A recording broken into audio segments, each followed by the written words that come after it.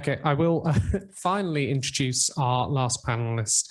Last panellist is Suzanne Conway, a PhD student in creative writing at the University of Exeter, who's going to be giving a paper entitled Tantalising Vagueness, Edward Thomas's Liberty and the Glory.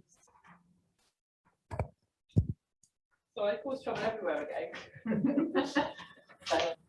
Sophie's on Twitter, and I've just joined recently. Publishers like it, so I really don't like social media, but I did have to post this yesterday where I was lying on the sofa and I said to my 4-year-old, I'm just going to practice reading and timing my essay for tomorrow, darling. He said, thank you, Mama.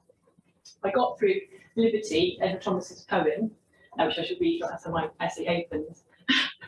Just got to the end of it. He got up, left the room, shut the door behind him. I thought it was hilarious. And I thought, well, that's brilliant because you basically prepared me for the mortification of everyone leaving. Not really worse. So, Edward Thomas's Liberty. I'll open his poem. The last light has gone out of the world, except the moonlight lying on the grass like frost beyond the brink of the tall elm's shadow. It is as if everything else had slept, many an age, unforgotten and lost, the men that were, the things done long ago. All I thought. And with the moon and I live yet, and here stand idle over the grave where all is buried. Both have liberty to dream what we could do if we were free, to do something we had long desired, the moon and I. There's none less free than who does nothing, and has nothing else to do. Being free only for what's not to his mind, and nothing is to his mind.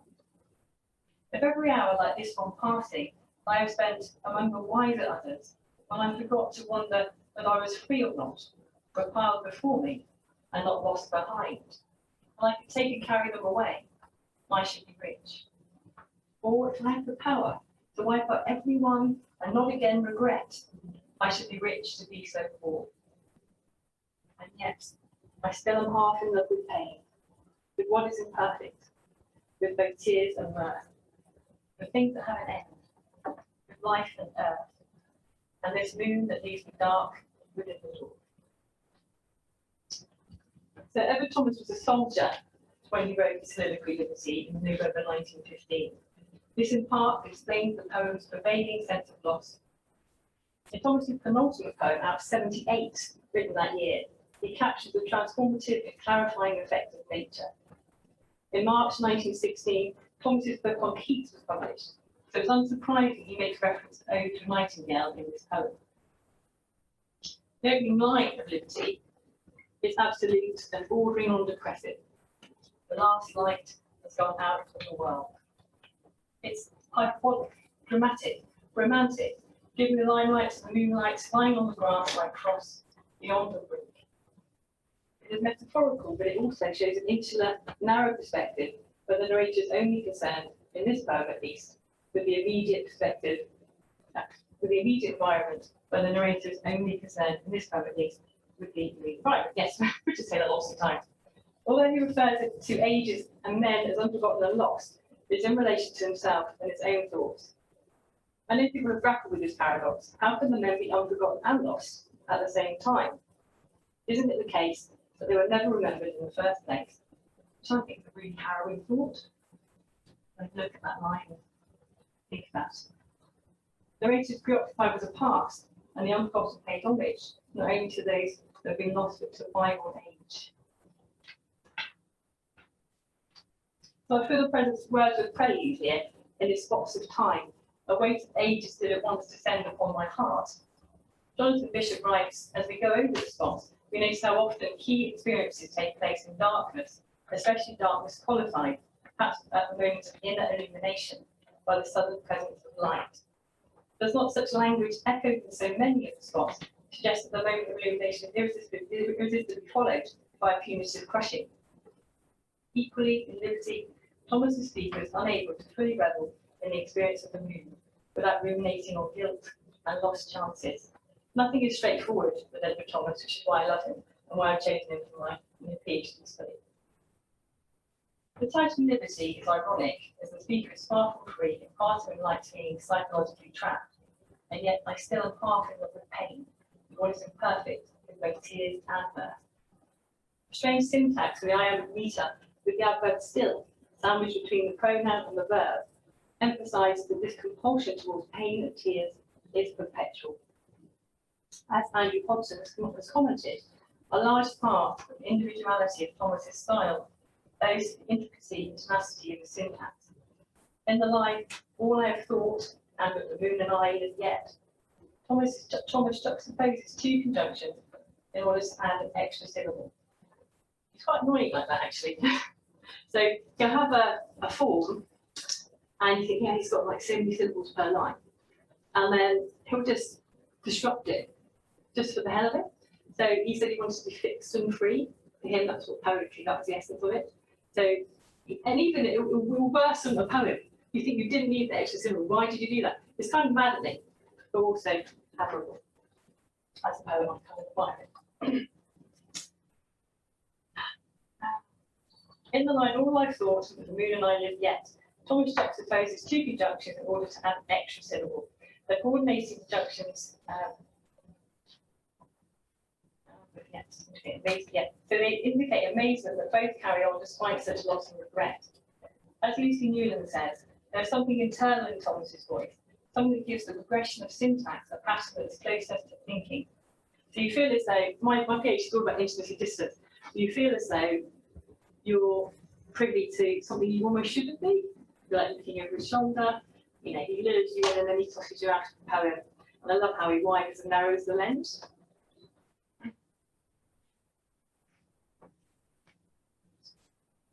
This poem captures in a very precise way the trail of a thought, with its qualifications, hesitations, and obstructions, rather than giving us a record in the vernacular of the speaking voice. Thomas, the speaker, seems to be beyond the brink, that the moon and I stand idle over the grave where all is buried. It feels definitive and encompassing. He seems a prisoner to the sweeping thoughts which were all to return to be there. In a diary entry, Thomas wrote, I have sent up strange melodies of agony to many a moon. There is a tone of self-punishment, retribution, and helplessness. The speaker is unable to help himself to freedom, a more lit path. In the middle of liberty, Thomas's speaker allies himself with the moon and humanises it, as though it could think or dream too. Referring to Thomas's poem March and the line as if the mighty sun wept tears of joy, Longley believes Thomas is usually at his weakest where it personifies natural phenomena, but not in this case. Here, the intimacy of the moon highlights his aloneness, and yet illuminates an acceptance, a distancing, as Thomas slips subtly into using the third person. We'll use the first person and then the third person, and it's really quite masterful. You're kind of told when you learn the craft of writing poems not to do that, but yeah, when you know the rules, you can then do what you want, can't you? If you're good. So this is the particular line. There's none less free than who there's nothing and there's nothing else to do, being free only for what is not to his mind, and nothing is to his mind. The knowingness and definite statement of the last line reveals that despite the third person, Thomas's speaker is speaking about himself. It feels lackluster, as solid and intransigent as the centre of the movement. Often Thomas's poems meditate intimately on the speaker's internal world and try to make sense of it. The moon is so far away, and yet the speaker feels an affinity and closeness. Juxtaposing and repeating the moon and I in lines 7 and 12 highlights this connection. He feels safe when things and people are remote, not expecting anything from him. In Melancholy, Thomas says, if I feared the solitude, far more I feared all company. Beauty hits a similar note. No man, woman, or child alive could please me now. And life seems a frustrating, fruitless journey in the glory. Or must I be content with discontent, as larks and swallows are, perhaps with wings? That's a bit grumpy subject with the really. The Glory, written in May 1915, revisits Romanticism's original invitation to internalise the sublimity of nature.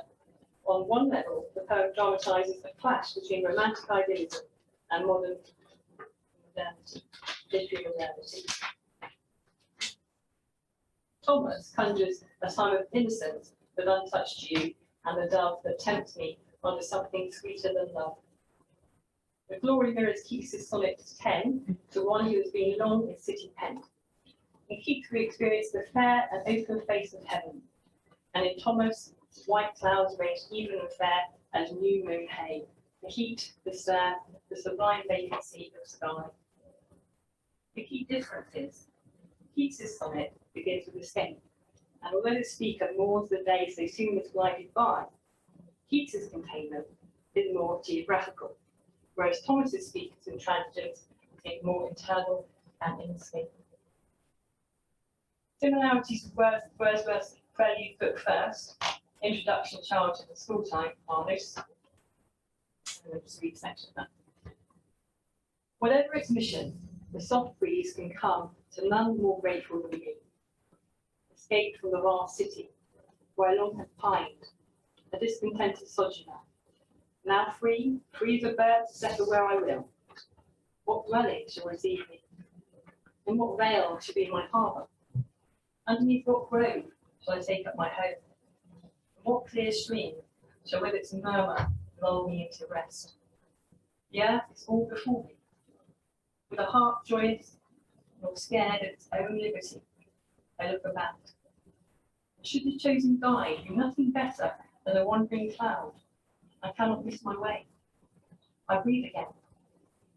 Trances of thought and mountings of the mind come fast upon me. It is shaken off, the burden of my own unnatural self, the heavy weight of many a weary day.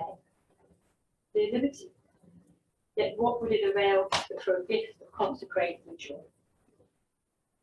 The similarities are too numerous to mention, but note the discontented sojourner has a heart unafraid of its own liberty, and is happy to submit wholeheartedly to the whims of a wandering cloud.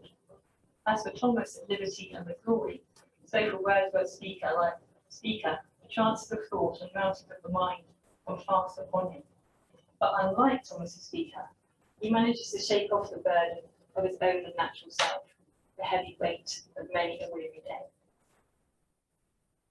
The glory is a double sonnet, and unlike liberty, has religious connotations, especially in lines 12 and 14, when the speaker seems in need of divine help. Shall I now this day begin to seek as far as heaven as hell, wisdom or strength to match this beauty? Start.